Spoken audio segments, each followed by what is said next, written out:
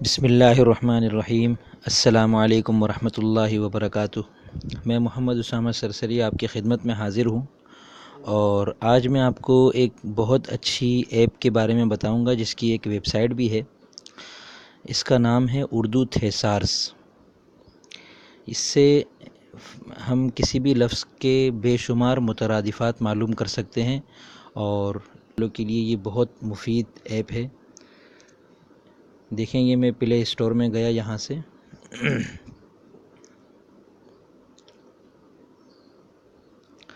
اور اوپر سرچ کے خانے میں نے لکھا اردو تھیسارس۔ اس کا میں لنک بھی انشاءاللہ ڈسکرپشن میں دے دوں گا۔ سب سے اوپر جو اردو تھیسارس لکھا ہوا ہے، اس پر ہم کلک کرتے ہیں۔ آپ اسے انسٹال کر لیجئے گا۔ میں نے اسے انسٹال کیا ہوا ہے۔ اسے اب میں اوپن کر لیتا ہوں۔ یہ بہت اچھی ایپ ہے، جو مضامین لکھتے ہیں، کہانیاں لکھتے ہیں، کالم لکھتے ہیں جو لوگ شاعری کرتے ہیں، اور اس کے علاوہ جن لوگوں کا کام کسی بھی اعتبار سے لکھنے وغیرہ کا ہے، تو وہ اس ایپ کو بہت استعمال کر سکتے ہیں۔ ان کے لیے ایپ بہت مفید ہے۔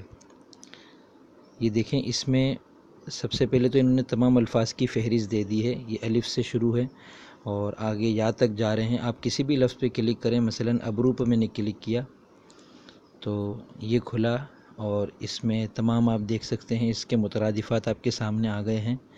پھر اس میں سے حاجب مثال کے طور پر جو تیسری لائن میں لکھا ہوا ہے، اس پر میں اگر ان میں سے بھی کسی بھی لفظ پہ آپ کلک کر سکتے ہیں۔ مثلا میں حاجب پہ کلک کرتا ہوں تو اب حاجب کے بارے میں پھر یہ بتا رہا ہے کہ اس کے ایک ترجمہ پاسبان کے اعتبار سے ہے، ایک پردے کے اعتبار سے ہے، اور ایک ابرو کے اعتبار سے ہے، اور تینوں کے مترادف دیے ہوئے ہیں۔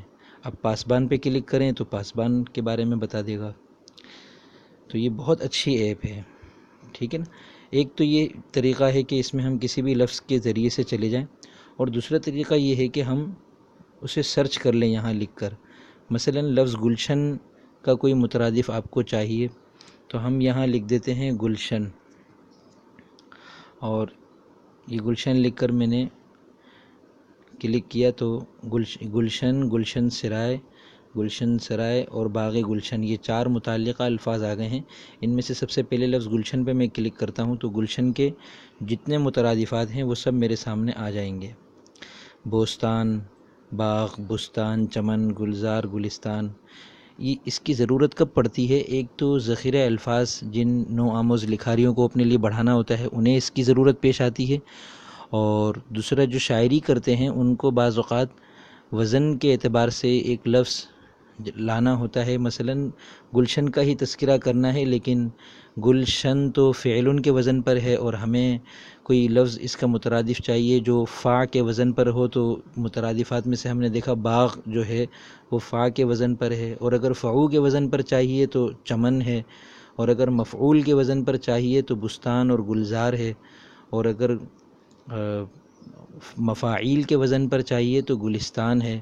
تو یہ اس طریقے سے شعراء اس طرح کی ایپ سے فائدہ اٹھا سکتے ہیں۔ یہ بہت علمی اور ادبی سرگرمیوں کے لیے بہت کام کی ایپ ہے۔